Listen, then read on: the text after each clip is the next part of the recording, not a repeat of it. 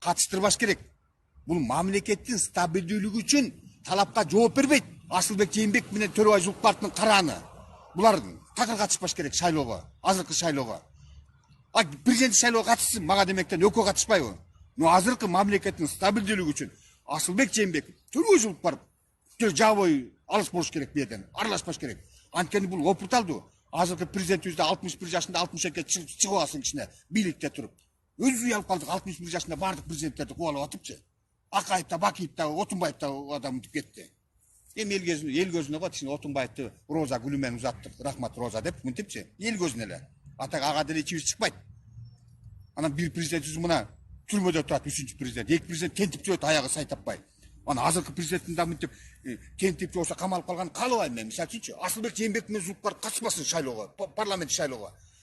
Тааныбайбыз. Азыр бизди укпай атат. Анан биз да тааныбай коебуз, укпай коебуз. Мына элдин мынтип такыр чыгарбай атышат да.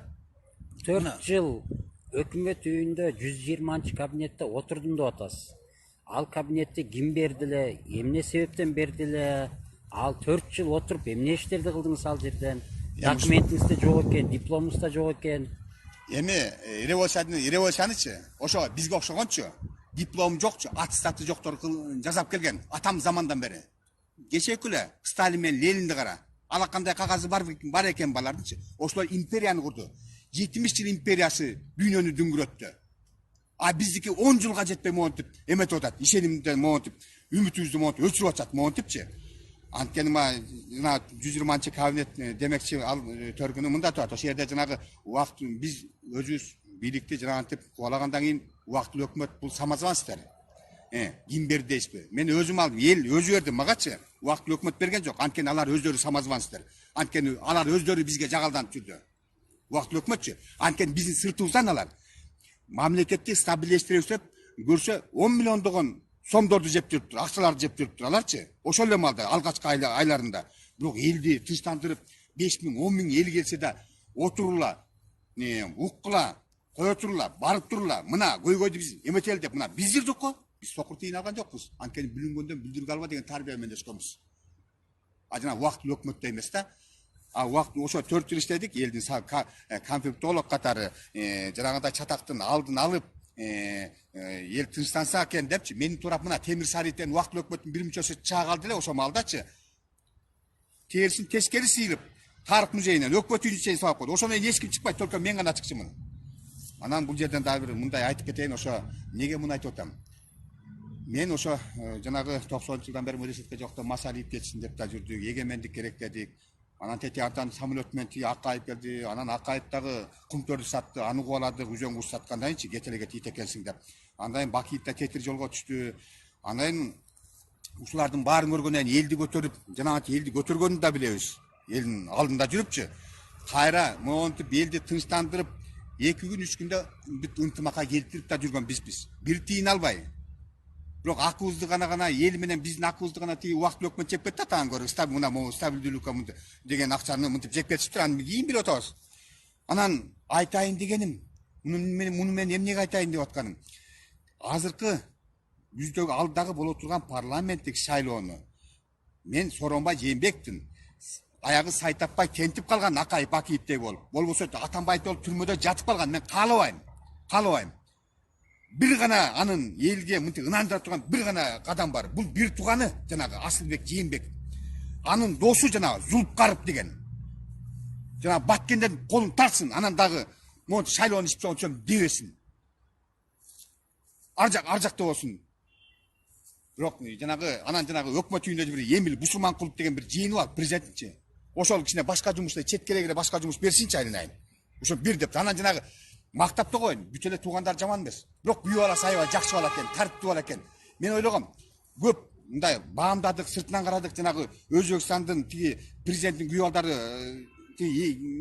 эметип атпайбы, Мирзаевди уят кылып атышпайбы? Мунун күйөө баласы адептүү, тартиптүү, аябай жакшы бала экен да, сүйүнүп калдым айнайын. Көптөн бери мындай президенттин бир жакында балдарын мынтип көрө элек болчумун.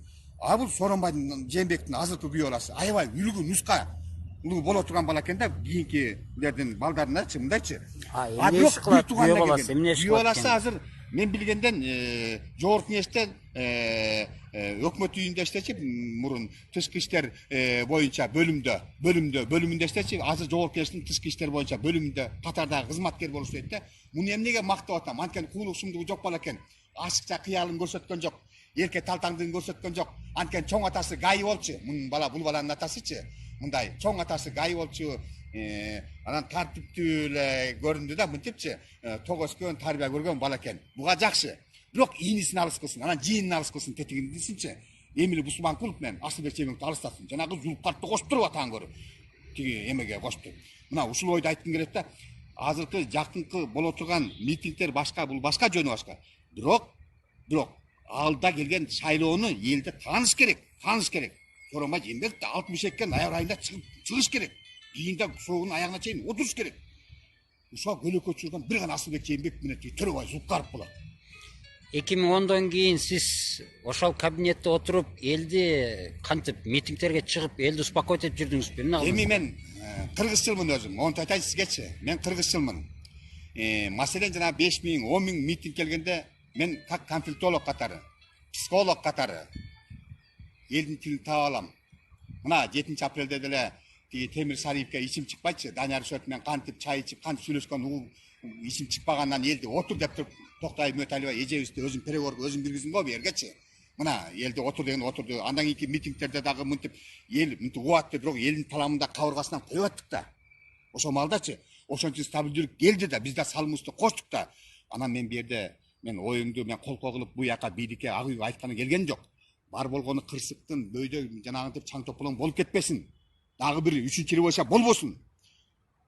Президент шуну мынтип таразыласын. Бир туганды бир туган тете. Үйүнө барып бир туган болсун. Нартур деп бул ак үйгө жолотпосун. Асылбек Жээнбекти кийинки шайлоодо жоголтпосун. Бизнесине барсын ал. Бирок Асылбек Жээнбеков кааласа кийинки шайлоого, президент шайлоого катыша берсин, кааласа. Бирок могу парламент шайлоого катышпасын. 2 марттагы митинг боюнча эмне дей аласыз? Бул 2 марттагы бийлик митингдин бул эмнеден келип чыгып атат деп ушуну караш керек да. Мен конфликтолог катары айтайын сизгечи. Бул ошо жанагы бийликтин тоготпостугу буга чейинки көйгөйлөрдүн. Мына маселен жанагы Садыр Жапаровдун жанагынтип ишине, болбосо жанагы ат башыдагы жанагы логистикалык борбордун ушул боюнча мынтип жүргүзгөн саясаттары, элди тоготпостугу, анан жанагынтип мынтип думчуп туруп коюшу, мынтип буркулдатыпчы, элди мынтип жарылып чыгасына түрткү болуп атат да. Анан мунун баарын алдын алып ийкемдүү саясат кылыш керек да, эл менен тыкыр иштеш керек да. Бир нерсе логистикалык борбор курам дегенде биринчи элдин пикирин барышып сүйлөш керек. Бир 4-5 киши чогуу эле миллионер болоюн, бирге завод курайын, бирге мындай сарайын, бир 4-5 кишинин интересине мынтип жүрө бербеш керек да. Мамлекеттин кокустан деп мынтип темир жол мындай өтүп калса, кийин Кытай салып мындай өтүп калса, алар мынтип карызга баалап, бирдекке барып мынтип өзүнө алып албайбы аны деп. Бүт баарын алдын ала караш керек да мындай. Караш керек да мынтипчи. Анан сиз өзүңүз 4 жыл ушул өкмөттө отурдум деп атасыз. Диплом жок эле, мага эл тарабынан берген болчу. Ошо менен мен 4 жыл отурдум деп атпайсызбы кабинеттечи, өкмөттө. Сиз өзүңүз бир сунуш киргиздиңизби бирөөгө? Мындай кылалы. Эми сизде таанышат экен. Мына мындай болду. Күндө эл 1000ден ашык митингдер келип атты. Алгачкы жылдарчы, революциягичи. Бул кийинки 2010 жыл оңойго турган жок. Куну кымбатка турду.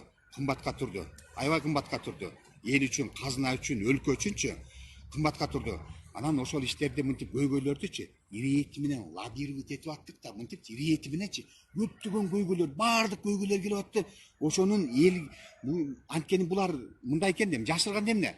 Азыркы кызматкерлер, то есть бөлүм башчылары, же болсо виселер, же болсо өкмөт башчы башкалары элге чыкканда бети күйүп калыпты да, то есть алардын мурун куйлуктары тетиякты жаат мындай болот экен да. Анан ошол иштерди эл менен түз эч ким чыга албайдан мен лоббировать этип аттым да. Маселенчи баардык иштерди лоббировать этип ая келип стабилдүүлүккө келди, Кудай шүгүр, жакшы шайлоо өтсүн.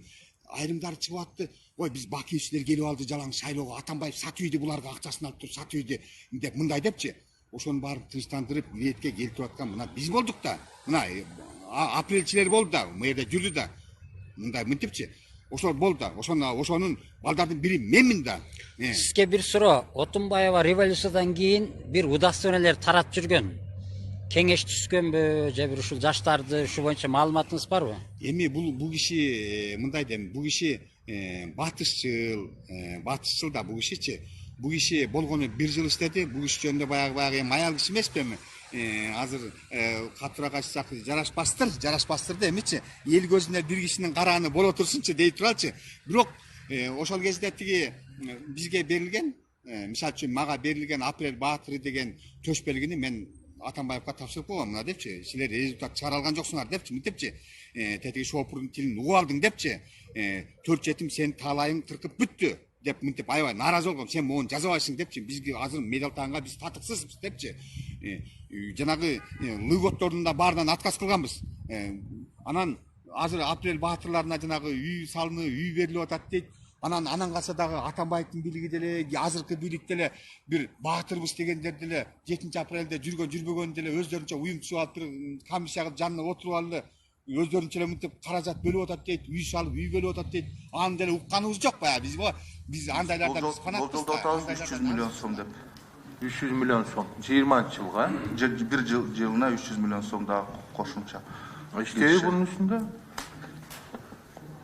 Кандай дейсиң? İştevi 300 milyon düşüyor. Кудай болсо ошо 20-жылы да кошумча 300 миллион түшөт деп. 21-жылга. 21 эми бул деген биздин кең иштетүүчү ишканаларга ылайык көтөрүлөр эт да. Алар канча көп алтын алышса ошончо көп. Көбөйөт. Көрөм. Эми мыйзамды кабыл алып атканда сиздердин баягы прогнозуңуздар жакшы эле болот да. Мен бир эле мыйзамды эске алып коеюн. Баягы мамлекеттик лотерея компаниясын эгерде биз түзө турган болсок 16-жылы кабыл алганбыз мыйзамдычы. 17-жылга 150 миллион акча каражаты түшөт дегенсиздер. 18-жылга 300 миллионго чейин түшөт дегенсиздер. 20-жылга 500 миллионго чейин акча каражаты түшөт дегенсиздер. Биз баягы бюджеттен комитеттин макулдугу менен 1-жылы 20 миллион акча каражатын бөлүп бердик. Андан кийин 10 миллион акча каражатын бөлүп бердик. Бирок биз бөлүп берген акча каражатын бүгүнкү күнгө чейин кайтара элексиздер да. Бул жоопкерчиликти ким алыш керек?